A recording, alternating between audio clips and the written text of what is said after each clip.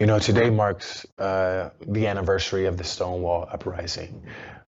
Can you talk a bit about where we are in terms of LGBTQ rights in this country, decades later? We've made progress, but we have a distance to travel. And I'll answer your question by way of a quick story. There was an organization known as the Empire State Pride Agenda, which was the statewide lobby for the LGBTQ community in New York State. And in December of 2015, the Empire State Pride Agenda, otherwise known as ESPA, a few months following the Obergefell decision, the marriage equality decision, announced that it was closing shop, that it was closing its operations because it had declared its mission. And that premature declaration of mission accomplished provoked a backlash from LGBTQ communities of color. Right? The notion that marriage equality equals mission accomplished is a privileged perspective.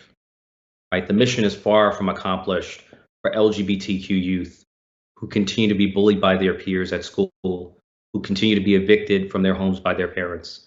The mission is far from accomplished from the trans community, which is facing a historic epidemic of violence and murder.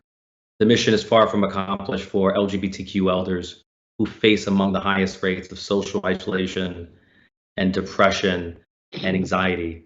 So we have to be careful not to be complacent and not to take for granted the inevitability of progress. And we have to recognize that marriage equality is only one component of legal equality, and legal equality is only one component of overall LGBTQ equality.